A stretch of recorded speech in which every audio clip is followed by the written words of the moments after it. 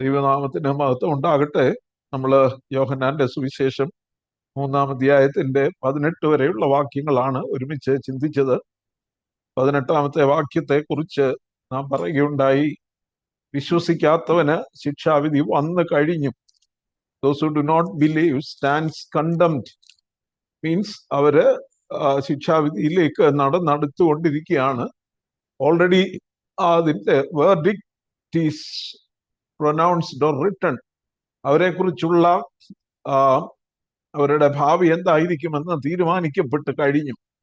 കാരണം അവർ വിശ്വസിക്കുന്നില്ല എന്നത് തന്നെ. വിശ്വസിക്കാത്തവന് ശിക്ഷാവിധി ഉണ്ട്, ശിക്ഷാവിധി വന്നു കഴിഞ്ഞു എന്ന് നാം വായിക്കുന്നു. ദൈവത്തിന്റെ ഏകജാതനായ പുത്രനിൽ വിശ്വസിക്കായികയാൽ അവർക്ക് ശിക്ഷാവിധി വന്നു കഴിഞ്ഞു. വിശ്വാസത്തെ കുറിച്ച് ഒരു വാക്ക് പറയുവാനായിട്ട് ആഗ്രഹിക്കുന്നത്, ഈ ലോകത്തില് എല്ലാം നടക്കുന്നത് വിശ്വാസത്തിന്റെ പുറത്താണ്. നമുക്ക് വിശ്വാസത്തെ കുറിച്ച് ദൈവവചനം നൽകുന്നതായിട്ടുള്ള നിർവചനമുണ്ട്. വിശ്വാസം എന്നതോ ആശിക്കുന്നതിന്റെ ഉറപ്പും കാണാത്ത കാര്യങ്ങളുടെ നിശ്ചയവുമാകുന്നു എന്ന് പറയുമ്പോൾ തന്നെ നമ്മൾ ഈ ലോകത്തില് ഏത് കാര്യവും, മനുഷ്യന്റെ എല്ലാ പ്രവർത്തനവും വിശ്വാസത്തെ ആശ്രയിച്ചാണ് ഇരിക്കുന്നത്. കൃഷി ചെയ്യുന്നവര് ഒരു വിശ്വാസത്തിന്റെ പുറത്താ ചെയ്യും. ആ കൃഷി വിജയിക്കുമെന്നും ആ കൃഷിയിൽ നിന്ന് ഫലമുണ്ടാകും. ഒരു മരം വെക്കുമ്പോഴും, ഒരു മൂട് തെങ്ങ് വെച്ചാൽ, ഒരു വാഴ വെച്ചാൽ, അതെല്ലാം ഒരു വിശ്വാസത്തിന്റെ, ഒരു പ്രതീക്ഷയുടെ, ഒരു പ്രത്യാശയുടെ പുറത്താണ് ആ കൃഷി ഇറക്കുന്നത്. കാരണം ഇത് ഒരു നിശ്ചിത സമയപരിധി കഴിഞ്ഞ് അതിൽ നിന്നൊരു ഫലം ലഭിക്കും. ആ ഫലം ഒന്നുകിൽ തനിക്ക് അനുഭവിപ്പാൻ അല്ലെങ്കിൽ വിറ്റ് കാശാക്കുവാൻ പറ്റും. അത് തനിക്കൊരു നന്മയായി തീരുമെന്നുള്ള വലിയ പ്രത്യാശയോടാണ് നെല്ല് വിതച്ചാലും തെങ്ങ് നട്ടാലും റബ്ബർ വെച്ചാലും വാഴ വെച്ചാലും എല്ലാ കൃഷിയും അങ്ങനെ തന്നെയാണ് നാം ചെയ്യുന്നത്, അല്ലെ? ഒരു വിശ്വാസത്തിന്റെ പുറത്താണ്. അതുപോലെ ഒരു ഡോക്ടറെ കാണാൻ പോകുമ്പോൾ ആ ഡോക്ടറെ നമുക്കൊരു വിശ്വാസമാണ്.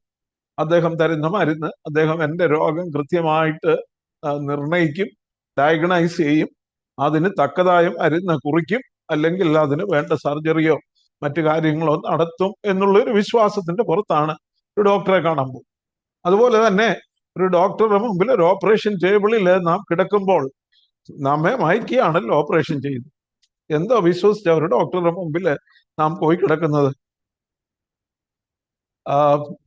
ഒരു കിഡ്നിക്ക് ഓപ്പറേഷന് പോകുന്ന ഒരു മനുഷ്യൻ, അല്ലെങ്കിൽ മറ്റു കണ്ണിന് ഓപ്പറേഷന് പോകുന്ന മനുഷ്യൻ എന്ത് വിശ്വസിച്ചാണ്? വയറ് കീറുക, വയറ്റീന്ന് ഏതെങ്കിലും അവയവം എടുത്ത ഡോക്ടർ വിൽക്കുവോ ഇല്ലയോ എന്ന് നിശ്ചയിക്കാൻ പറ്റില്ല. പക്ഷെ ആ ഡോക്ടറെ വിശ്വസിച്ചാണ്, അല്ലേ?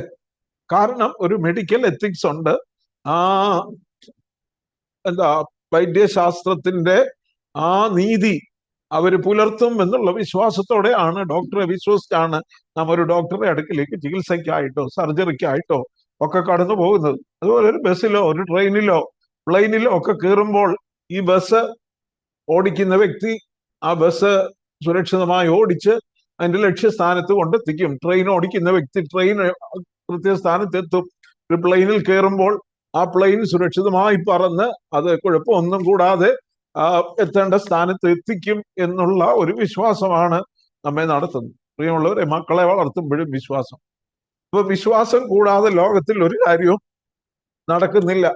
നാം ചെയ്യുന്ന എല്ലാ പ്രവൃത്തി നോക്കിയാലും അതിന്റെ പിമ്പിൽ നാം ഒരു പ്രതീക്ഷ വെച്ച്, ഒരു വിശ്വാസം വെച്ച് പുലർത്തുന്നത് കൊണ്ടാണ് നാം ആ കാര്യം ചെയ്യുന്നതെന്ന് നമുക്ക് കാണാനായിട്ട് കഴിയും. അങ്ങനെയാണെങ്കിൽ സർവശക്തനായ, നമ്മെ സ്നേഹിച്ച് നമുക്ക് വേണ്ടി കാൽവറിയിൽ ജീവൻ കൊടുത്ത, സർവത്തിന്റെ മേലും അധികാരമുള്ള, നന്മ മാത്രം ചെയ്യുന്ന, തിന്മയൊന്നും ചെയ്തിടാത്ത ഒരു ദൈവത്തെ നാം എത്രയധികം വിശ്വസിക്കണം. ഒരു ഡോക്ടറെ വിശ്വസിക്കാം, ഒരു വാഴ വെക്കുമ്പം വാഴ കുലയ്ക്കുമെന്ന് വിശ്വസിക്കാം, വളം ചെയ്യുമ്പം വളം പ്രയോജനപ്പെടുമെന്ന് വിശ്വസിക്കാം. അങ്ങനെ ഒരു ബസ്സിലോ ട്രെയിനിലോ പ്ലെയിനിലോ യാത്ര ചെയ്യുമ്പോൾ അത് ഓടിക്കുന്ന വ്യക്തിയെയും ആ യന്ത്രത്തെയും പോലും വിശ്വസിച്ചുകൊണ്ടാണ് നാം യാത്ര ചെയ്യുന്നത്. അങ്ങനെയെങ്കിൽ ഒരു പോരായ്മയുമില്ലാത്ത, സർവശക്തനായ, സർവ അധികാരിയായ, സർവജ്ഞാനിയായ, സർവവ്യാപിയായ, നന്മ മാത്രം ചെയ്യുന്ന, തിന്മയൊന്നും ചെയ്തിടാത്ത, നമുക്ക് വേണ്ടി കാൽവറിയിൽ ജീവൻ തന്ന കർത്താവിനെ നാം എത്രയധികം വിശ്വസിക്കണം. അതുകൊണ്ട് ഇവിടെ പറയുന്നു, വിശ്വസിക്കുന്നവന് ന്യായവിധി, ശിക്ഷാവിധി ഇല്ല, വിശ്വസിക്കാത്തവന് ശിക്ഷാവിധി വന്നു കഴിഞ്ഞു എന്ന് നാം വായിക്കുന്നു. അതുകൊണ്ട് ഒരു ആശ്രയ ജീവിതം, ഒരു വിശ്വാസ ജീവിതം, ക്രിസ്തീയ ജീവിതം അങ്ങനെയാണ് ആരംഭിക്കുന്നത്. കർത്താവായ യേശു ക്രിസ്തുവിലുള്ള വിശ്വാസം. അബ്രഹാം ദൈവത്തെ വിശ്വസിച്ചു, അത് അവന് നീതിയായിട്ട് കണക്കിട്ടു. മാത്രമല്ല, അബ്രഹാം നാം പറയുമ്പം വിശ്വസിക്കുമ്പോൾ അത് രക്ഷ, പാപത്തിൽ നിന്നുള്ള വിടുതൽ മാത്രമല്ല, നമ്മുടെ ജീവിതത്തിന്റെ എല്ലാ ആവശ്യങ്ങൾക്കും മതിയായവനായ, നമ്മെ സ്നേഹിച്ച് നമുക്ക് വേണ്ടി ജീവൻ തന്ന കർത്താവ് നമ്മെ നിത്യതയിൽ എത്തിക്കും. നിത്യതയോളം അവന്റെ സ്നേഹം അനന്തമായ സ്നേഹമാണ്. ഒരിക്കലും അറ്റുപോകാത്ത ആ സ്നേഹത്തിന്റെ മുമ്പിൽ നമ്മെ തന്നെ ഏൽപ്പിക്കുന്നതാണ് ക്രിസ്തീയ ജീവിതം എന്ന് പറയുന്നത്. അതുകൊണ്ട് തന്നെ പറയാം, ക്രിസ്തീയ ജീവിതം ഒരു ആശ്രയ ജീവിതമാണ്, ഒരു വിശ്വാസ ജീവിതമാണ്. വിശ്വസിക്കാത്തവൻ നിത്യശിക്ഷാവിധിയിൽ, നിത്യ നരകത്തിൽ അകപ്പെടും എന്ന് നാം വായിക്കുന്നു. ഇനിയും അടുത്ത വാക്യങ്ങള് യോഹന്നാന്റെ സുവിശേഷം 3-ാം അധ്യായത്തിന്റെ 19-ാമത്തെ 20-ാമത്തെ വാക്യം വളരെ പ്രസക്തമായ വാക്യമാണ്. ന്യായവിധി എന്നതോ, എന്നിട്ട് ആ വാക്യത്തിന്, ആ പദത്തിന് പകരം ശിക്ഷാവിധി എന്ന് നമുക്ക് വായിക്കാം. ശിക്ഷാവിധി എന്നതോ, അല്ലെങ്കിൽ നരകത്തിൽ ചെന്ന് അകപ്പെടുന്നതോ, വെളിച്ചം ലോകത്തിൽ വന്നിട്ടും മനുഷ്യരുടെ പ്രവൃത്തി ദോഷമുള്ളതാകയാൽ അവർ വെളിച്ചത്തെക്കാൾ ഇരുളിനെ സ്നേഹിച്ചത് തന്നെ. തിന്മ പ്രവർത്തിക്കുന്നവനെല്ലാം വെളിച്ചത്തെ പകയ്ക്കുന്നു, തന്റെ പ്രവൃത്തിക്ക് ആക്ഷേപം വരാതിരിപ്പാൻ വെളിച്ചത്തിങ്കിലേക്ക് വരുന്നില്ല. സത്യം പ്രവർത്തിക്കുന്നവനോ തന്റെ പ്രവൃത്തി ദൈവത്തിൽ ചെയ്തിരിക്കാൽ അത് വെളിപ്പെടേണ്ടതിന് വെളിച്ചത്തിങ്കിലേക്ക് വരുന്നു. ഇംഗ്ലീഷിൽ ആ വാക്യം 2 വാക്യങ്ങൾ മാത്രം. This is the condemnation or this is the verdict എന്നാണ് ചിലടത്ത് എഴുതിയിരിക്കുന്നത്. അല്ലെങ്കിൽ this is the judgement that the light has come into the world and men love darkness rather than light. വെളിച്ചത്തെക്കാൾ, സത്യത്തെക്കാൾ, വെളിച്ചത്തെക്കാൾ ഇരുട്ടിനെ മനുഷ്യൻ സ്നേഹിച്ചത് കൊണ്ടാണ് മനുഷ്യന് ശിക്ഷാവിധി വരുന്നത്. പിന്നെ പറയുന്നു ബിക്കോസ്, എന്തുകൊണ്ടാണ് അവർ വെളിച്ചത്തെക്കാൾ ഇരുളിനെ സ്നേഹിച്ചത്? Because their deeds were evil. അവരുടെ പ്രവൃത്തി ദോഷമുള്ളതാകയാൽ അവർ വെളിച്ചത്തെക്കാൾ ഇരുളിനെ സ്നേഹിച്ചു. എന്നിട്ട് പറയുന്നു for everyone who does evil. ദോഷം ചെയ്യുന്നവൻ, ദുഷ്ടത പ്രവർത്തിക്കുന്നവനെല്ലാം വെളിച്ചത്തെ പകയ്ക്കുന്നു, വെളിച്ചത്തെ വെറുക്കുന്നു. Hates the light. പിന്നെ പറയുന്നു and will not come into the light. വെളിച്ചത്തിലേക്ക് വരുന്നില്ല. For fear that their deeds will be exposed. ദോഷം പ്രവർത്തിക്കുന്നവൻ, ദുഷ്ടത പ്രവർത്തിക്കുന്നവൻ വെളിച്ചത്തിലേക്ക് വരാത്തതിന്റെ കാരണം തന്റെ പ്രവൃത്തി പുറത്താകും, പൂച്ചു പുറത്താകും, കള്ളി വെളിച്ചത്താകും. താൻ ചെയ്യുന്ന ദുഷ്ടത എല്ലാവരും അറിയും, സ്നേഹിക്കും. ഈയിടെ ഒരു ദൈവദാസൻ സാജു ജോൺ മാത്യു പറഞ്ഞ ഒരു കഥ ഞാൻ ഇപ്പോഴേ ഓർക്കുന്നു. ഒരു ഹൈപ്പോത്തറ്റിക്കൽ കഥയായിരിക്കാം, ഒരു സാങ്കല്പിക കഥയായിരിക്കാം. അദ്ദേഹം പറഞ്ഞു, ഒരു മനുഷ്യൻ വലിയ മദ്യപാനിയ, കള്ളൊക്കെ കുടിച്ചങ്ങ് ലെക്കില്ലാതെ നടക്കുമായിരുന്നു. അവൻ രക്ഷിക്കപ്പെട്ട് കൂട്ടായ്മയിലേക്ക് കടന്നു വന്നു. അവൻ പറഞ്ഞു, ഞാൻ മദ്യപാനമൊക്കെ നിർത്തി, രക്ഷിക്കപ്പെട്ടു, രക്ഷയുടെ അനുഭവത്തിൽ വന്നു എന്നൊക്കെ പറഞ്ഞ് കൂട്ടായ്മയിലൊക്കെ വന്ന് സാക്ഷ്യം പറഞ്ഞു. കുറച്ചു ദിവസം അങ്ങനെ ജീവിച്ചു. പിന്നെ ഒരു ദിവസം കണ്ടത്, അവൻ വീണ്ടും തിരിച്ച് മദ്യത്തിലേക്ക് തിരിഞ്ഞ് കുടിയനായിട്ട് അവനെ കണ്ടപ്പോ ഈ സഭാ ശുശ്രൂഷകൻ അവനെ വിളിച്ചിട്ട് പറഞ്ഞു, സഹോദര, നീ എന്താ ഇത് ചെയ്തത്? നീ എന്തുകൊണ്ടാ വീണ്ടും മദ്യപിച്ചത്? അതെന്റെ സാറേ, എന്നെ പിശാച് എന്നെ വിടുന്നില്ല, അവന് പിന്നെ എന്നെ അങ്ങ് കുടിപ്പിക്കുക, അതുകൊണ്ടാണ് ഞാൻ വീണ്ടും മദ്യപിച്ചത്.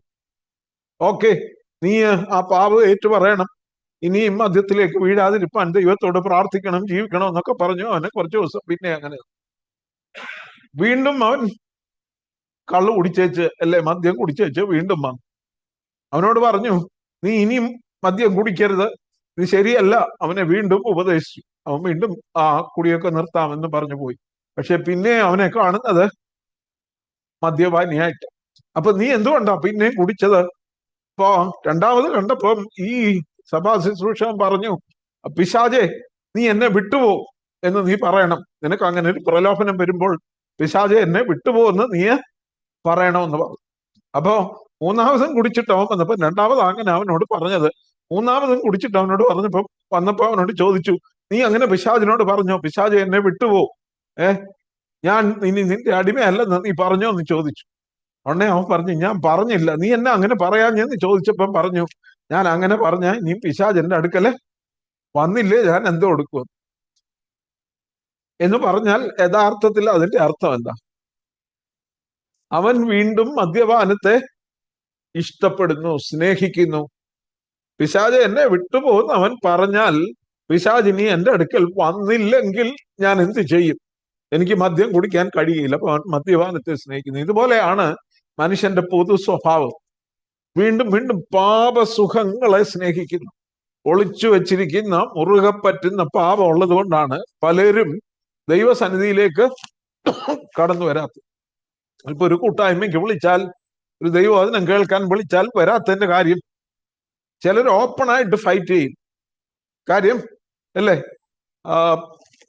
ദൈവത്തെ എതിർക്കും, ദൈവമക്കളെ എതിർക്കും. എന്നാൽ ചിലരത് ഇഗ്നോർ ചെയ്യും, അവഗണിച്ചു പോകും. കാരണം എന്താ? അവന്റെ ജീവിതത്തിൽ അവന് മറന്നു കളയാൻ കഴിയാത്ത, അവന് ഉപേക്ഷിച്ച് കളയാൻ കഴിയാത്ത ഏതോ പാപ സ്വഭാവം അവന്റെ ജീവിതത്തിൽ ഉണ്ട്. വെളിച്ചത്തിലേക്ക് വന്നാൽ എന്തോ സംഭവിക്കും? വെളിച്ചത്തിലേക്ക് വന്നാൽ അവന്റെ മനസാക്ഷി തന്നെ സത്യം കേൾക്കുമ്പോൾ, ദൈവവചനം കേൾക്കുമ്പോൾ അവന്റെ മനസാക്ഷി തന്നെ അവനെ കുറ്റം വിധിക്കും. ആ കുറ്റപ്പെടുത്തല്, മനസാക്ഷിയുടെ കുറ്റപ്പെടുത്തൽ കേൾക്കുവാനോ അതിന് അവൻ ആഗ്രഹിക്കുന്നില്ല. അങ്ങോട്ട് പോകാതിരുന്നാൽ പിന്നെ കുഴപ്പമില്ലല്ലോ. അവിടെ ചെല്ലുന്നോണ്ടല്ലോ ഈ പ്രശ്നം. ചെല്ലാതിരുന്നാൽ പല പ്രശസ്തരായ നിരീശ്വരവാദികളെ പോലും അവരെ കുറിച്ച് പിന്നീട് കേട്ടിട്ടുള്ളത്, അവർ വളരെ കടുത്ത പാപത്തിൽ ജീവിച്ചിരുന്നവരാണ്, അകപ്പെട്ടിരുന്നവരാണ്. അതുകൊണ്ട് അവർ ദൈവമില്ലെന്ന് പറഞ്ഞ് ദൈവവിശ്വാസത്തെ എതിർക്കുകയാണ് പലരും ചെയ്തിരുന്നത്. എല്ലാവരെ കുറിച്ചും പറയുന്നതല്ല. നീഷെ എന്ന് പറഞ്ഞ 19-ാം നൂറ്റാണ്ടിൽ ജീവിച്ചിരുന്ന ഒരു വലിയ ഫിലോസഫർ ഉണ്ടായിരുന്നു. അദ്ദേഹം പറഞ്ഞ് ഗോഡ് ഈസ് ഡെഡ്, ദൈവം മരിച്ചുപോയി എന്ന് അദ്ദേഹം പറയുകയുണ്ടായി. നീഷയുടെ ജീവിതത്തിന്റെ അവസാനത്തെ കുറിച്ച് പറയുമ്പോൾ ഏതാണ്ട് 57 വയസ്സ് മാത്രമേ ജീവിച്ചിരുന്നുള്ളൂ എന്ന അവസാനത്തെ കുറിച്ച് കേട്ടിട്ടുള്ളത്. അദ്ദേഹം ഒരു വലിയ ഇമ്മോറലായിട്ട് വ്യഭിചാരത്തിൽ ജീവിച്ചൊരു മനുഷ്യനായിരുന്നു. അപ്പോ ഇതൊന്നും മനസാക്ഷിക്ക് കുത്തലുണ്ടാകാതിരിക്കാൻ, അങ്ങോട്ട് ദൈവം ഇല്ലെന്ന് പറഞ്ഞാൽ, അല്ലെങ്കിൽ കൂട്ടായ്മയിൽ പോകാതിരുന്നാൽ, ആരാധനയിൽ പോകാതിരുന്നാൽ, ദൈവവചനം കേൾക്കാതിരുന്നാൽ, അവരുടെ പ്രവൃത്തി അവരെ ദൈവത്തിങ്കിലേക്ക് വരുവാനായിട്ട് സമ്മതിക്കുന്നില്ല. ഹോശേയ പ്രവചനം 5-ാം അധ്യായത്തിന്റെ 4-ാമത്തെ വാക്യം നോക്കിയാല്, ഹോശേയ പ്രവചനം 5-ാം അധ്യായത്തിന്റെ 4-ാമത്തെ വാക്യം നോക്കിയാല്,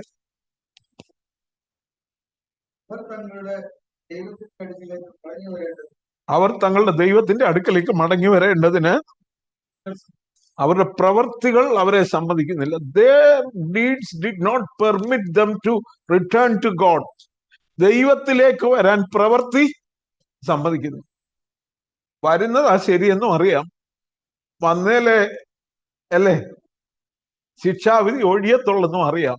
എന്നാലും വരാൻ അവന്റെ പ്രവൃത്തി അവനെ സമ്മതിക്കുന്നില്ല. കാരണം അവൻ പാപത്തെ കൂടുതൽ സ്നേഹിക്കുന്നു. വെളിച്ചത്തിലേക്ക് വരാൻ ഇഷ്ടപ്പെടുന്നില്ല. അവൻ പിന്നെ എന്താ ഇഷ്ടപ്പെടുന്നത്? ഇരുട്ടിൽ തന്നെ വസിക്കാൻ. നമ്മളെ എവിടുന്ന് എങ്ങോട്ടാ വിളിച്ച്? അന്ധകാരത്തിൽ നിന്ന് തന്റെ അത്ഭുത പ്രകാശത്തിലേക്ക്, ടു ഹിസ് മാർവലസ് ലൈറ്റ് എന്നാണ്. We were called from darkness to his marvellous light. അത്ഭുത പ്രകാശത്തിലേക്കാണ് ദൈവം നമ്മെ വിളിച്ചത്. അപ്പൊ പാപം ചെയ്യുന്നവര് എവിടെയാ വസിക്കുന്നത്? ഇരുട്ടിലാ വസിക്കുന്നത്. 1 തെസ്സലോനിക്കർ 5-ാം അധ്യായത്തിന്റെ 4 മുതൽ 7 വരെയുള്ള വാക്യം വായിച്ചാല് ഇപ്പൊ വളരെ പരിചിതമായ വാക്യങ്ങളാണ്. 1 തെസ്സലോനിക്കർ 5-ന്റെ 4 മുതൽ 7 വരെ. First Thessalonians chapter 5 verse. എന്നാൽ സഹോദരന്മാരെ,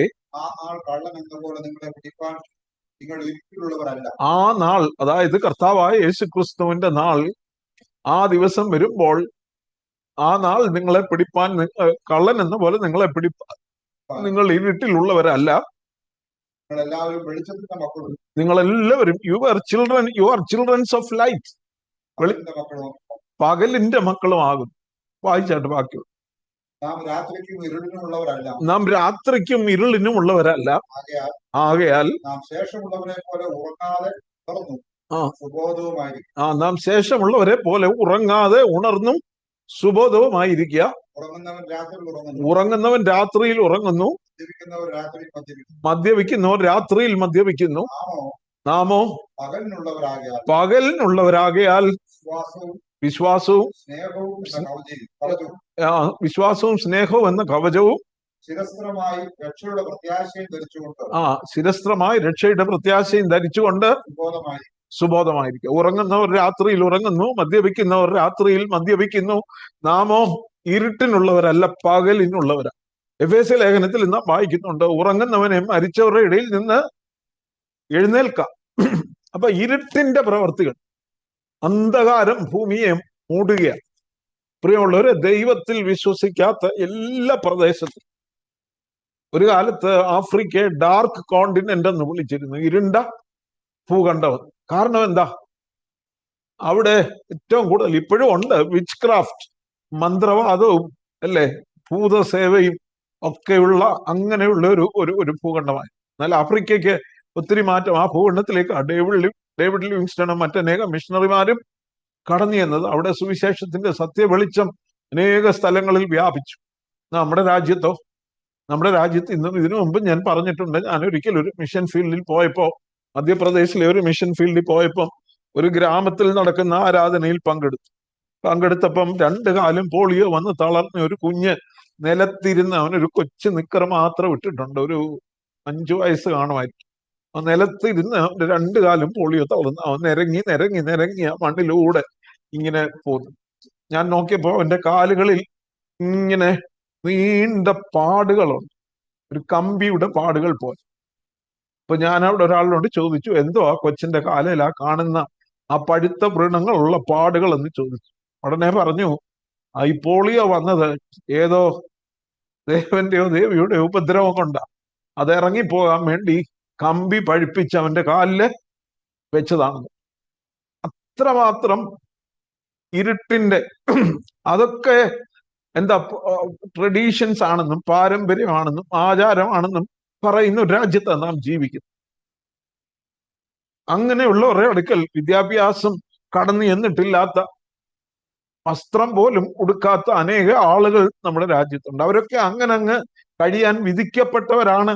അവരുടെ ജനനം കൊണ്ട് തന്നെ അവർ ശപിക്കപ്പെട്ടവരാണെന്നുള്ള ചിന്തയും വിശ്വാസവും വെച്ചു പുലർത്തുന്നവരാണ് ഏറിയ കൂറും ആളുകൾ. അവരെ അവിടുന്ന് ഉദ്ധരിക്കാൻ ആരെങ്കിലും കടന്നു ചെന്നാൽ അവരെ അറസ്റ്റ് ചെയ്ത് ജയിലിലിടും. നമ്മൾ ഇപ്പോഴും കണ്ടുകൊണ്ടിരിക്കുന്ന അതാണ്.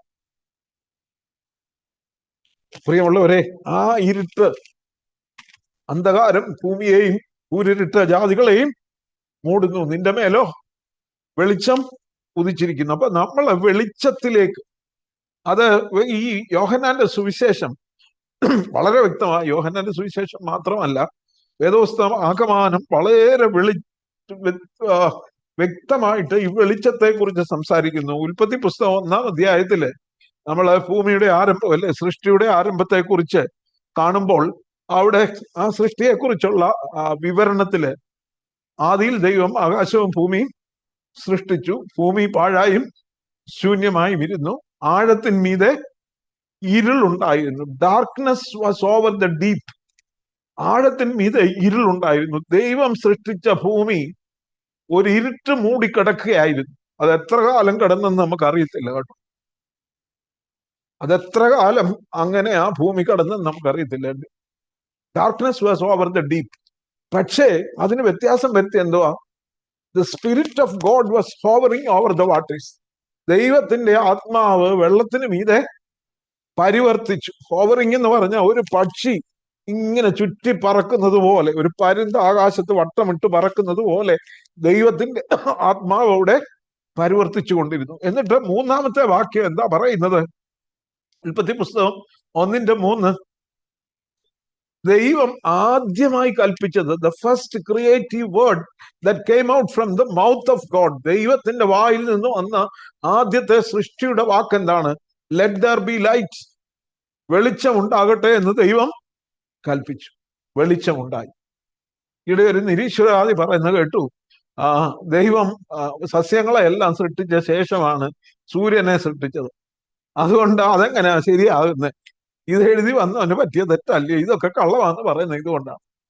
പക്ഷെ അവൻ മനസ്സിലാക്കുന്നില്ല, സൂര്യനെയും ചന്ദ്രനെയും സൃഷ്ടിക്കുന്നതിന് മുമ്പ് തന്നെ ദൈവം വെളിച്ചത്തെ ലോകത്തിലേക്ക് അയച്ചു. ദൈവം തന്റെ വെളിച്ചം ലോകത്തിൽ പ്രകാശിപ്പിച്ചു. വെളിച്ചം ഉണ്ടാകട്ടെ എന്ന് ദൈവം കൽപ്പിച്ചു. നമുക്കറിയാം, വെളിച്ചമാണ് ജീവന്റെ ഉറവിടം എന്ന് പറയുന്നു. ഒരു ചെടിയുടെ ഇലയിൽ പ്രകാശ സംശ്ലേഷണം, അല്ലെ, ഫോട്ടോസിന്തസിസ് നടക്കുമ്പോഴാണ് ആ ചെടി ഭക്ഷണം പാകം ചെയ്യുന്നത്. വെള്ളവും വളവും ഒക്കെ പാകം ചെയ്ത് ആ ചെടിക്ക് ഊർജം നൽകുന്നത് ആ ക്ലോറോഫിൽ, അല്ലെ, ഓരോ ചെടിയുടെയും ഇലയിലുള്ള ക്ലോറോഫില് പ്രകാശ സംശ്ലേഷണത്തിലൂടെ, ഫോട്ടോസിന്തസിസിലൂടെ അതിന്റെ ഭക്ഷണം, അതിന്റെ എനർജി ഉൽപ്പാദിപ്പിക്കുക ചെയ്യും. നമ്മളിപ്പോ സോളാർ, അല്ലെ, ലൈറ്റുകളുണ്ട്, സോളാർ എനർജി ഉണ്ട്, ഇതെല്ലാം നമുക്കറിയാം. പ്രകാശത്തിൽ നിന്നാണ് ഊർജം വരുന്നത്, ജീവൻ വരുന്നത്. വേദപുസ്തകം അത് വളരെ വ്യക്തമായിട്ട് പറയുകയാണ്. അപ്പൊ ദൈവം ആദ്യമായി സൃഷ്ടിച്ചത് വെളിച്ചമാണ്. പാഴും ശൂന്യവുമായ ഭൂമിയിലേക്ക് ദൈവത്തിന്റെ വെളിച്ചം സൂര്യനെയും ചന്ദ്രനെയും സൃഷ്ടിക്കുന്നതിന് മുമ്പ് കടന്നു വന്നു. കർത്താവ് പറഞ്ഞു, യോഹന്നാന്റെ സുവിശേഷം 8:12, യോഹന്നാൻ അത് വീണ്ടും വീണ്ടും ആവർത്തിക്കുന്നുണ്ട്. 8:12 പറയുന്നു, ഞാൻ ലോകത്തിന്റെ വെളിച്ചമാകുന്നു, എന്നെ അനുഗമിക്കുന്നവൻ ഇരുളിൽ നടക്കാതെ ജീവന്റെ വെളിച്ചം ഉള്ളവനാകും. ജീവന്റെ വെളിച്ചം. So the light of God was the life. ഇനി യോഹന്നാന്റെ സുവിശേഷം 1-ാം അധ്യായം എടുക്കാം. വളരെ വ്യക്തമായിട്ട് യോഹന്നാൻ പറയുന്നുണ്ട്. 1-ാം അധ്യായം പറയുന്നു, 4-ാമത്തെ വാക്യം, അവനിൽ ജീവൻ ഉണ്ടായിരുന്നു, ജീവൻ മനുഷ്യരുടെ വെളിച്ചമായിരുന്നു, വെളിച്ചം ഇരുളിൽ പ്രകാശിക്കുന്നു, ഇരുളോ അതിനെ പിടിച്ചടക്കിയില്ല. എന്നിട്ട് പിന്നെ യോഹന്നാനെ കുറിച്ച് പറയുമ്പോഴും പറയുന്നു, 8-ാമത്തെ വാക്യം, അവൻ വെളിച്ചമായിരുന്നില്ല, വെളിച്ചത്തിന് സാക്ഷ്യം പറയേണ്ടതാണ് അത്ര. 9-ാമത്തെ വാക്യം എന്താ പറയുന്നത്? ഏത് മനുഷ്യനെയും പ്രകാശിപ്പിക്കുന്ന സത്യ വെളിച്ചം ലോകത്തിൽ വന്നുകൊണ്ടിരുന്നു. That the true light was coming into the world, which enlightens every man. എല്ലാ മനുഷ്യനെയും പ്രകാശിപ്പിക്കുന്ന സത്യ വെളിച്ചം അതാരാ? നമ്മുടെ കർത്താവായ യേശു ക്രിസ്തു തന്നെ പറഞ്ഞു, ഞാൻ ലോകത്തിന്റെ വെളിച്ചമാകുന്നു. ഇത് പുതിയ നിയമത്തിൽ മാത്രമല്ല, പഴയ നിയമത്തിലുണ്ട്. 27-ാം സങ്കീർത്തനത്തിന്റെ 1-ാമത്തെ വാക്യം എന്തോ? യഹോവ എന്റെ വെളിച്ചവും എന്റെ രക്ഷയും ആകുന്നു, ഞാൻ ആരെ ഭയപ്പെടും? യഹോവ എന്റെ ജീവന്റെ ബലം, ഞാൻ ആരെ പേടിക്കും? അവൻ വെളിച്ചമാണ്, ജീവന്റെ വെളിച്ചമാണ്, ജീവൻ നൽകുന്ന വെളിച്ചമാണ്. He is the life-giving light. He enlightens every man. ഞാൻ എപ്പോഴും ഓർക്കും, കൊച്ചുഞ്ഞുപദേശിയെ ഈ വലിയ സത്യം പിടികൂടി.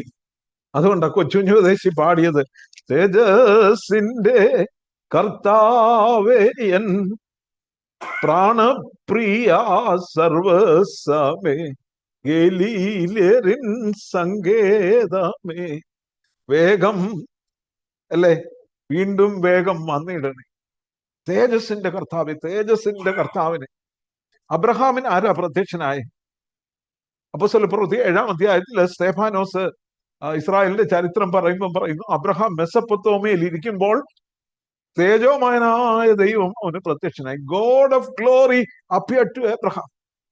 തേജോമയനായ ദൈവം. കർത്താവായ യേശു ക്രിസ്തുവിനെ കുറിച്ച് എബ്രായ ലേഖന കർത്താവ് എന്താ പറയുന്നത്? എബ്രായ ലേഖനം 1-ാം അധ്യായത്തിൽ പറയുന്നു, അവൻ ദൈവ തേജസ്സിന്റെ പ്രഭയും അവന്റെ തത്വത്തിന്റെ മുദ്രയുമായ. എബ്രായ ലേഖനം 1:3 He is the radiance of God's glory and the exact representation of his being. 1 തീമോഥെയോസ് 6-ാം അധ്യായത്തിൽ അപ്പോസ്തലനായ പൗലോസ് പറയുന്നത്, ധന്യനായ ഏകാധിപതിയും താൻ മാത്രം അമർത്യതയുള്ളവനും രാജാതി രാജാവും കർത്താതി കർത്താവും അടുത്തുകൂടാത്ത വെളിച്ചത്തിൽ വസിക്കുന്നവനും. He who lives in the unapproachable light. He is the radiance of God's glory. ദൈവ തേജസ്സിന്റെ പ്രഭയാണ് കർത്താവായ യേശു ക്രിസ്തു. 104-ാം സങ്കീർത്തനത്തിന്റെ 2-ാമത്തെ വാക്യം, അവൻ വസ്ത്രം ധരിക്കും പോലെ പ്രകാശത്തെ ധരിച്ചിരിക്കും. ആ പ്രകാശമായവൻ ഏത് മനുഷ്യനെയും പ്രകാശിപ്പിക്കുന്ന സത്യ വെളിച്ചം അവൻ ലോകത്തിലേക്ക് വന്നു. അവൻ ജീവന്റെ വെളിച്ചമായിരുന്നു, അവൻ മനുഷ്യനെ പ്രകാശിപ്പിക്കുന്ന വെളിച്ചമായിരുന്നു. He was the light of life. അതുകൊണ്ടാണ് കർത്താവ് പറഞ്ഞത്, ഞാൻ ലോകത്തിന്റെ വെളിച്ചമാകുന്നു, എന്നെ അനുഗമിക്കുന്നവൻ ഇരുളിൽ നടക്കാതെ ജീവന്റെ വെളിച്ചമുള്ളവൻ ആകും എന്ന് പറയുന്നു. Whoever follows me will never walk in darkness but will have the light of life. യേശുക്രിസ്തു ജീവന്റെ വെളിച്ചം, അവനിൽ ജീവൻ ഉണ്ടായിരുന്നു. ഇനിയും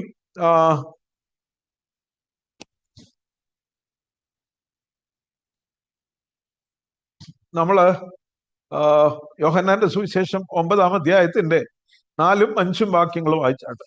യോഹന്നാന്റെ സുവിശേഷം 9-ാം അധ്യായത്തിന്റെ 4-ഉം 5-ഉം വാക്യങ്ങൾ. എന്നെ അയച്ചവന്റെ പ്രവൃത്തി പകൽ ഉള്ളിടത്തോളം നാം ചെയ്യേണ്ടതാകുന്നു. ആർക്കും പ്രവർത്തിച്ചു കൂടാത്ത രാത്രി വരുന്നു. ഞാൻ ലോകത്തിൽ ഇരിക്കുമ്പോൾ ഞാൻ ലോകത്തിന്റെ വെളിച്ചമാകുന്നു. Jesus said, when I am in the world, I am the light of the world. ഞാൻ ലോകത്തിൽ ഇരിക്കുമ്പോൾ ഞാൻ ലോകത്തിന്റെ വെളിച്ചമാകുന്നു. ഈ 9-ാം അധ്യായത്തില് പിറവിക്കുരുടന് സൗഖ്യം കൊടുക്കുമ്പോഴാ കർത്താവ് ഇതൊക്കെ പറയും. ഞാൻ ലോകത്തിന്റെ വെളിച്ചമാകുന്നു. ഇന്ന് ആ വെളിച്ചം പ്രകാശിക്കുന്നില്ല, പല ഹൃദയങ്ങളിലും പ്രകാശിക്കുന്നില്ല. അവിടെ പരീശന്മാര് they were spiritually blinded. അവർ ആത്മീയമായിട്ട് അന്ധതയിലായിരുന്നു. കാരണം അവരുടെ ഹൃദയത്തിൽ ആ ദൈവത്തിന്റെ വെളിച്ചം പ്രകാശിച്ചില്ല. കർത്താവ് പറഞ്ഞ ഈ വാക്യങ്ങളൊക്കെ ഒരു പഴയ നിയമത്തെ കൂടെ ഒന്ന് പഠിച്ചിരുന്നെങ്കിൽ അല്ലെ. യെശയ്യാപ്രവചനം 60-ാം അധ്യായത്തിന്റെ 1-ാമത്തെ വാക്യം എന്താ? എഴുന്നേറ്റ് പ്രകാശിക്കുക, നിന്റെ പ്രകാശം വന്നിരിക്കുന്നു, യഹോവയുടെ തേജസ്സും നിന്റെ മേൽ ഉദിച്ചിരിക്കുന്നു. എന്തോ ഗോഡ്സ് ഗ്ലോറി ഡോൺഡ് അപ്പോൺ യു. നിന്റെ മേൽ ഉദിച്ചു ദൈവത്തിന്റെ തേജസ്, യഹോവയുടെ പ്രകാശം. ആ പ്രകാശത്തിലേക്കാണ് നമ്മെ വിളിക്കുന്നത്. അന്ധകാരത്തിൽ നിന്ന് തന്റെ അത്ഭുത പ്രകാശത്തിലേക്ക്, വെളിച്ചത്തിലേക്ക് നമ്മെ വിളിക്കുകയാണ്. കർത്താവായ യേശുക്രിസ്തു സ്നാനമേറ്റ ശേഷം ആത്മാവിന്റെ ശക്തിയോടെ ഗലീലയിലേക്ക് പോയതിനെ കുറിച്ച് പ്രവാചക പുസ്തകങ്ങൾ രേഖപ്പെടുത്തിയിരിക്കുന്ന എന്തോ ഇരുട്ടിലിരുന്ന ജനം വലിയൊരു വെളിച്ചം കണ്ടു. സെബുലൂന്റെയും നഫ്താലിയുടെയും പ്രദേശങ്ങൾ അല്ലെ, വലിയൊരു വെളിച്ചം കണ്ടു. ആ പ്രകാശിപ്പിക്കുന്ന വെളിച്ചം നമ്മള് we cannot separate but physical from spiritual. ഭൗതികമായതും ആത്മീയമായതും നമുക്ക് സെപ്പറേറ്റ് ചെയ്യാൻ കഴിയത്തില്ല അല്ലേ. നമ്മൾ വെളിച്ചത്തെ കുറിച്ച് ചിന്തിക്കുമ്പം രാത്രിയിൽ ഇരുട്ടുണ്ട്, ലൈറ്റ് ഇടണം, അല്ലെ മെഴുകുതിരി വിളക്ക് കത്തിക്കണം എന്നൊക്കെ നമ്മൾ ചിന്തിക്കും. പ്രകാശത്തെ കുറിച്ചും ഒക്കെ കല്യാണത്തിനൊക്കെ പിള്ളേരെ കൊണ്ട് നിലവിളക്ക് കത്തിച്ച് പ്രകാശം എന്നൊക്കെ പറയും. പക്ഷെ ആ ഫിസിക്കൽ ലൈറ്റ് എന്ന് പറയുന്നത് സത്യത്തിൽ ദൈവമാണ് ഈ ലോകത്തിന്റെ പ്രകാശം എന്ന് പറയുന്നത്. ഒടുവിൽ ഈ ലോകം അവസാനിക്കുമ്പോ എന്താ? സൂര്യനും ചന്ദ്രനും ഇരുണ്ടു പോകും, നക്ഷത്രങ്ങൾ വെളിച്ചം കൊടുക്കാതെ ഇരിക്കും. എന്നാൽ കർത്താവായ യേശു പറഞ്ഞു, ഞാൻ ലോകത്തിൽ ഇരിക്കുമ്പോൾ ഞാൻ ലോകത്തിന്റെ വെളിച്ചമാകും. എന്നെ അനുഗമിക്കുന്നവൻ ഇരുട്ടിൽ നടക്കാതെ ജീവന്റെ വെളിച്ചമുള്ളവനാകും. അപ്പൊ യേശുക്രിസ്തു ഇവിടുന്ന് സ്വർഗാരോഹണം ചെയ്ത് കഴിഞ്ഞപ്പോ ആ വെളിച്ചം അങ്ങ് പോയോ?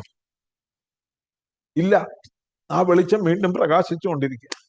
കർത്താവ് പറഞ്ഞു, ഞാൻ ലോകത്തിന്റെ വെളിച്ചമാകുന്നു, നിങ്ങൾ ലോകത്തിന്റെ വെളിച്ചമാകുന്നു. You are also the light of the world.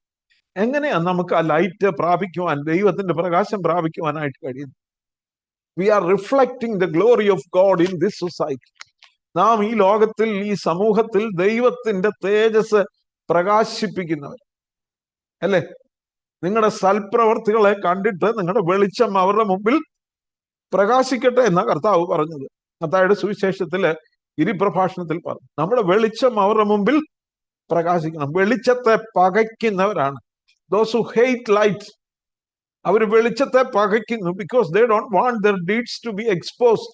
അവരുടെ കള്ളത്തരങ്ങള്, അവരുടെ ദോഷങ്ങള്, അവരുടെ പാപപ്രവർത്തികള് വെളിച്ചത്തിലേക്ക് വരുവാൻ അവര് ഇഷ്ടപ്പെടുന്നില്ല. അതുകൊണ്ട് വെളിച്ചത്തെ പകയ്ക്കുന്നു, ദൈവത്തെ പകയ്ക്കുന്നു, ദൈവ മക്കളെ പകയ്ക്കുന്നു. അതാണ് ഈ ലോകത്തിന്റെ പ്രത്യേകത. പ്രിയമുള്ളവരെ, നമ്മെ ദൈവം എങ്ങോട്ടേക്കാ വഴി നടത്തുന്നത്? എബ്രായ ലേഖനം 2-ാം അധ്യായത്തിന്റെ 14-ാമത്തെ വാക്യത്തിൽ എന്താ പറയുന്നത്? 2:14 എബ്രായർ 2:14. മക്കൾ ജഡരക്തങ്ങളോട് കൂടിയവർ ആകൊണ്ട് അവനും അവരെ പോലെ ജഡരക്തങ്ങളോട് കൂടിയവനായി മരണത്തിന്റെ അധികാരിയായ പിശാചിനെ തന്റെ മരണത്താൽ നീക്കി. ആ വാക്യം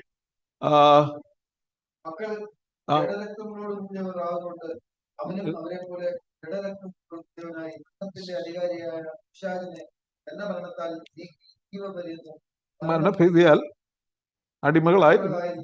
അല്ല, അതിനു മുമ്പ് ഒരു വാക്യമുണ്ട്, 10-ാമത്തെ വാക്യം. സകലത്തിനും ലാക്കും കാരണഭൂതനുമായവൻ അനേകം പുത്രന്മാരെ തേജസ്സിലേക്ക് വഴി നടത്തുമ്പോൾ അവരുടെ രക്ഷാനായകനെ കഷ്ടാനുഭവങ്ങളാൽ തികഞ്ഞവനാക്കുന്നത് യുക്തമാകുന്നു. അപ്പൊ കർത്താവ് ഈ ലോകത്തിൽ വന്നത് എന്തിനു വേണ്ടിയാ? Why did Jesus come into this world? To lead us to that great glory. നമ്മെ ആ വലിയ തേജസ്സിലേക്ക് വഴി നടത്താനായി, ആ തേജസ്സിലേക്ക് വഴി നടത്താൻ. അതുകൊണ്ടാണ് ഓരോ ദിവസവും കർത്താവിനെ അനുഗമിക്കുന്നവൻ 2 കൊരിന്ത്യർ 3-ാം അധ്യായത്തിൽ പറയുന്നു, അവർ തേജസ്സിന്മേൽ തേജസ് പ്രാപിച്ച് അതേ പ്രതിമയായി രൂപാന്തരപ്പെടുന്നു. എടുത്താട്ടോ വാക്യം, 2 കൊരിന്ത്യർ 3-ാം അധ്യായം. ഈ വാക്യങ്ങളെല്ലാം നമ്മളൊന്ന് കണക്ട് ചെയ്ത് ചിന്തിച്ചാൽ, മോശ ദൈവസന്നിധിയിൽ ഇരുന്നപ്പോ മോശയുടെ മുഖം പ്രകാശിച്ചു. ഇസ്രായേൽ മക്കൾക്ക് മോശയുടെ മുഖത്തേക്ക് നോക്കുവാനായിട്ട് കഴിഞ്ഞില്ല. അതുകൊണ്ട് മോശ ഒരു മൂടുപടം ഇട്ടുകൊണ്ടാണ് അവരോട് സംസാരിച്ചത്. മോശ ഇറങ്ങി വന്ന് കുറച്ചു ദിവസം കഴിഞ്ഞപ്പോ മോശയുടെ മുഖത്ത് മുഖ തേജസ് മാഞ്ഞുപോയി. അതിനെക്കുറിച്ചാണ് പറയുന്നത് 7-ാമത്തെ വാക്യം, 2 കൊരിന്ത്യർ 3:7. മോശയുടെ മുഖ തേജസ് നിമിത്തം ഇസ്രായേൽ മക്കൾക്ക് അവന്റെ മുഖത്ത് നോക്കിക്കൂടാതെ വണ്ണം തേജസ് ഉള്ളതായെങ്കിൽ ആത്മാവിന്റെ ശുശ്രൂഷ അധികം തേജസ് ഉള്ളതാകയില്ലയോ? പിന്നെ പറയുന്നു 4-ാമത്തെ വാക്യം, 4-ാം അധ്യായത്തിന്റെ 4-ാമത്തെ വാക്യം. ദൈവപ്രതിമയായ ക്രിസ്തുവിന്റെ തേജസ്സുള്ള സുവിശേഷത്തിന്റെ പ്രകാശനം ശോഭിക്കാതിരിപ്പാൻ ഈ ലോകത്തിന്റെ ദൈവം അവിശ്വാസികളുടെ മനസ്സ് കുരുടാക്കി. ഈ തേജസ് മനുഷ്യ ഹൃദയങ്ങളിലേക്ക് വന്നാൽ അവരുടെ ഹൃദയ ദൃഷ്ടി പ്രകാശിക്കും. അവര് വെളിച്ചത്തിലേക്ക് വരും. അവര് സത്യം എന്താണെന്ന് തിരിച്ചറിയും. അവർ പരിജ്ഞാനമുള്ളവരായിട്ട് തീരും.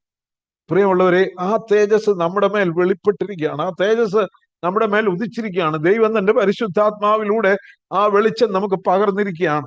അതിനെക്കുറിച്ചാണ് 2 കൊരിന്ത്യർ 3-ാം അധ്യായത്തിന്റെ 16-ാമത്തെ വാക്യം.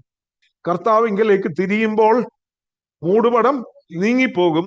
കർത്താവ് ആത്മാവാകുന്നു. കർത്താവിന്റെ ആത്മാവ് ഉള്ളിടത്ത് സ്വാതന്ത്ര്യമുണ്ട്. എന്നാൽ മൂടുപടം നീങ്ങിയ മുഖത്ത് കർത്താവിന്റെ തേജസ്സിനെ കണ്ണാടി പോലെ പ്രതിബിംബിക്കുന്നവരായി നാം എല്ലാവരും ആത്മാവാകുന്ന കർത്താവിന്റെ ദാനമായി തേജസ്സിന്മേൽ തേജസ് പ്രാപിച്ച് പ്രകാശത്തിന്റെ മേൽ പ്രകാശം പ്രാപിച്ച് അതേ പ്രതിമയായി രൂപാന്തരപ്പെടും. When we turn to Christ, the Holy Spirit reflects the glory of God in us. ദൈവത്തിന്റെ പരിശുദ്ധാത്മാവ് ദൈവത്തിന്റെ മഹത്വത്തെ, ദൈവത്തിന്റെ തേജസ്സിനെ നമ്മുടെ മേൽ പ്രകാശിപ്പിക്കുമ്പോൾ ആത്മാവാകുന്ന കർത്താവിന്റെ ദാനമായി തേജസ്സിന്മേൽ തേജസ് പ്രാപിച്ച് from 1 degree of glory to another degree of glory. ഇന്നലെ ഉണ്ടായിരുന്ന തേജസ് കൂടുതൽ ഇന്ന് ലഭിക്കും. അങ്ങനെ തേജസ്സിന്മേൽ തേജസ് പ്രാപിച്ച് കർത്താവായ യേശു ക്രിസ്തുവിനോട് നാം അനുരൂപമായി രൂപാന്തരപ്പെടും. അതേ പ്രതിമയായി രൂപാന്തരപ്പെടും. ആ വലിയ തേജസ് നമ്മുടെ ചുറ്റുമുള്ളവർ കാണും. നമ്മെ കാണുന്നവര് നമ്മുടെ മുഖ തേജസ് അവരുടെ മേലെ, ഒരു ദൈവ പൈതൽ ഒരു വീട്ടിൽ കയറി ചെന്നാല് അതിന്റെ ഒരു വ്യത്യാസം അവിടെ. ദൈവത്തെ വിളിക്കുന്ന, ദൈവത്തെ ആരാധിക്കുന്ന ഒരു സമൂഹം ഒരു പ്രദേശത്തുണ്ടെങ്കിൽ ആ പ്രദേശത്തെ അന്ധകാരമൊക്കെ നീങ്ങിപ്പോകും. നമ്മുടെ നാട്ടിൽ ഈ നരബലിയൊക്കെ നടക്കുന്നതിന്റെ കാര്യം എന്താ? പൈശാചിക ബന്ധനങ്ങൾ ഇവിടുന്ന് മാറാത്തതിന്റെ കാരണം പ്രിയമുള്ളവരെ, ദൈവജനം കരഞ്ഞ് പ്രാർത്ഥിക്കാത്തത് കൊണ്ട്, ആ ദൈവ തേജസ് അവിടെ പ്രകാശിക്കാത്തത് കൊണ്ട് പാപത്തിന്റെ ബന്ധനങ്ങള്, അന്ധകാരത്തിന്റെ ബന്ധനങ്ങള് സോദോം ഗോമോറ പോലെ രാജ്യങ്ങളും പട്ടണങ്ങളും ആയിത്തീരുന്നതിന്റെ കാരണം ദൈവജനത്തിന്റെ തേജസ് അവരുടെ ഇടയിൽ പ്രകാശിക്കാത്തത്. ദൈവമക്കളുള്ളിടത്ത് ആ തേജസ് പ്രകാശിക്കും. അപ്പൊ ഇതിനെ ഞാൻ പറഞ്ഞല്ലോ, ഭൗതികമായതിനെയും ആത്മീയമായതിനെയും വേർതിരിച്ച് ചിന്തിക്കേണ്ട. ഈ അന്ധകാരത്തിൽ നിന്ന് ഇന്ത്യയുടെ പല ഭാഗങ്ങളിലും ഈ ദൈവ തേജസ് പ്രകാശിക്കണം. ദൈവത്തിന്റെ വെളിച്ചത്തിലേക്ക് അവർ വരണം. പാഴും ശൂന്യവുമായി നിന്ന ഭൂമിയെ മനോഹരമാക്കി തീർത്ത ദൈവത്തിന്റെ പരിശുദ്ധാത്മാവ് ഇന്നും വ്യാപരിച്ച് ദൈവത്തിന്റെ സഭയിലൂടെയാണ് ഇന്ന് വ്യാപരിക്കുന്നത്. ഞാൻ അതാണ് മുമ്പേ പറയുവാൻ ആഗ്രഹിച്ചത്. കർത്താവ് പറഞ്ഞു, ഞാൻ ലോകത്തിൽ ഇരിക്കുമ്പോൾ ലോകത്തിന്റെ വെളിച്ചമാകുന്നു. അപ്പൊ കർത്താവ് ലോകത്തിൽ നിന്ന് പോയപ്പോ വെളിച്ചം പോയോ? ഇല്ല. യേശു ക്രിസ്തുവിന്റെ ആത്മാവ് കർത്താവായ യേശു ക്രിസ്തുവിൽ വിശ്വസിക്കുന്ന ഓരോരുത്തരുടെ മേലും വന്നിട്ട് ആ കർത്താവായ യേശു ക്രിസ്തുവിന്റെ തേജസ്സിനെ പ്രതിബിംബിപ്പിക്കുന്നവരായി, റിഫ്ലക്ട് ചെയ്യുന്നവരായി, തേജസ്സിന്മേൽ തേജസ് പ്രാപിച്ച് അതേ പ്രതിമയായി രൂപാന്തരപ്പെടുമ്പോൾ ഈ സമൂഹം, നാം ആയിരിക്കുന്ന കുടുംബം, നമ്മുടെ ഇടവുകൾ, നമ്മുടെ സഭകളൊക്കെ ദൈവ തേജസ്സിനെ പ്രതിബിംബിക്കുന്നതായിട്ട് നമ്മൾ കടന്നു ചെല്ലുമ്പോൾ തന്നെ അവിടെ ഒരു പ്രത്യേക പ്രകാശം കടന്നു വരും. അന്ധകാര ബന്ധനം എന്ന് പറയുന്നത് അതാണ്. മനുഷ്യന്റെ ഹൃദയത്തെ പിശാചി കുരുടാക്കിയിരിക്കുകയാണ്. ബ്ലൈൻഡ് ഫോൾഡഡ് എന്നാ പറയുന്നത്. തേജസ്സുള്ള സുവിശേഷത്തിന്റെ പ്രകാശനം ശോഭിക്കാതിരിക്കാൻ ഈ ലോകത്തിന്റെ ദൈവം കണ്ണു കെട്ടിയിരിക്കുക. ആ കെട്ടുകളൊക്കെ എന്നഴിയണം. അതാ ബന്ധനം എന്ന് പറയും. പൈശാചിക ബന്ധനം എന്ന് പറയുന്ന അതാണ്. ഹൃദയങ്ങളുടെ മേലുള്ള വലിയൊരു ബന്ധനം, ഒരു മൂടുപടമുണ്ട്. കർത്താവിങ്കിലേക്ക് തിരിയുമ്പോഴാണത് നീങ്ങിപ്പോകുന്നത്. കർത്താവ് ആത്മാവാകുന്നു. ദൈവത്തിന്റെ ആത്മാവുള്ളിടത്ത് സ്വാതന്ത്ര്യമുണ്ട്. മൂടുപടം നീങ്ങിയ മുഖത്ത് ദൈവ തേജസ്സിനെ പ്രതിബിംബിക്കുന്ന യേശു ക്രിസ്തുവിന്റെ ആത്മാവ് വ്യാപരിക്കുന്ന ജീവിതങ്ങൾ ഒരുമിച്ച് കൂടി ദേശത്തിന് വേണ്ടി കരയുമ്പോൾ, ഇന്ത്യക്ക് വേണ്ടി കരയുമ്പോൾ, അനേക ഹൃദയങ്ങളിൽ നിന്ന് ആ ബന്ധനങ്ങൾ നീങ്ങിപ്പോകും. നമ്മളെ എതിർക്കുന്ന ശക്തികൾ അല്ലേ മാറിപ്പോകും. നമ്മുടെ പോരിന്റെ ആയുധങ്ങളോ ജഡീകങ്ങളല്ല. ദൈവസന്നിധിയിൽ കോട്ടകളെ ഇടിപ്പാൻ ശക്തമായ സ്പിരിച്വൽ വെപ്പൺസ് നമുക്ക് തന്നിട്ടുണ്ട്. ആത്മീയ ആയുധങ്ങൾ തന്നിട്ടുണ്ട്. ദൈവ തേജസ് ഈ ലോകത്തിന്റെ മേൽ, നമ്മുടെ ഇന്ത്യ മഹാരാജ്യത്തിന്റെ മേൽ ഒന്ന് പ്രകാശിക്കണം. ഛത്തീസ്ഗഡിൽ പ്രകാശിക്കണം. അവിടെ പ്രകാശം പിടിച്ചു കെട്ടാൻ ആൾക്കാരെ നോക്കിയിരിക്കുക. ഛത്തീസ്ഗഡിൽ മാത്രമല്ല, യു പിയിൽ, നമ്മുടെ രാജ്യത്തെല്ലായിടത്തും. പ്രിയമുള്ളവരെ, ആ പ്രകാശത്തിന്റെ വാഹകരായി നാം തീരണം. We are the beacons of light. ആ സത്യ വെളിച്ചം അത് നമ്മുടെ ജീവിതത്തിലൂടെ, നമ്മുടെ പ്രവൃത്തികളിലൂടെ, നാം സുവിശേഷം അറിയിക്കുന്നതിലൂടെ ഈ ലോകത്തിൽ വ്യാപരിക്കണം. അന്ധകാരം ഭൂമിയെയും കൂരിട്ട് ജാതികളെയും മൂടുവാനായിട്ട് പോവുകയാണ്.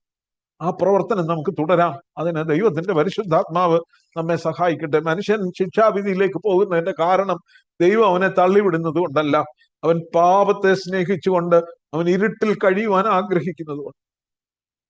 മദ്യപാനത്തിലും വെറുക്കൂത്തിലും വ്യഭിചാരത്തിലും എല്ലാം ജീവിക്കുന്ന മനുഷ്യൻ മാത്രമല്ല, അവര് ദൈവപുത്രനെ നിരസിക്കുന്നവരാ, തേജസ്സിന്റെ കർത്താവിനെ നിരസിക്കുന്നവരാ. കൊച്ചുഞ്ഞുദേശി പാടിയ പോലെ, തേജസ്സിന്റെ കർത്താവെ എൻ പ്രാണപ്രിയ സർവസ്വമേ. നമുക്ക് തന്നിരിക്കുന്ന ശുശ്രൂഷ ഒരു തേജസ്സിന്റെ ശുശ്രൂഷ. നമ്മൾ സുവിശേഷം അറിയിക്കുമ്പോൾ വെറുതെ അല്ല കടന്നു ചെല്ലുന്നത്, അല്ലേ? We are reflecting the glory of God. നാം ചെല്ലുന്നിടത്തു നിന്ന് അന്ധകാരം നീങ്ങിപ്പോകണം. ഒരു ദൈവ പൈതൽ ഒരു സ്ഥലത്തേക്ക് കയറി ചെല്ലുമ്പം അന്ധകാരം അവിടുന്ന് നീങ്ങിപ്പോകണം. ആത്മാവിന്റെ ആ ശക്തിയേറിയ ശുശ്രൂഷ നടക്കുന്നെങ്കിൽ നമ്മുടെ രാജ്യം വിടുവിക്കപ്പെടും, നമ്മുടെ ദേശം വിടുവിക്കപ്പെടും. ആ വലിയ ശുശ്രൂഷയ്ക്കായിട്ടാണ് ദൈവം നമ്മെ വിളിച്ചിരിക്കുന്നത്. അനേകം പുത്രന്മാരെ തേജസ്സിലേക്ക് നടത്തിയ കർത്താവ് നമ്മിലൂടെ അനേകരെ തേജസ്സിലേക്ക് നടത്തുവാൻ ആഗ്രഹിക്കും. പ്രിയമുള്ളവരെ, അതിനായിട്ട് നമുക്കൊന്ന് ഏൽപ്പിച്ചു കൊടുക്കാം.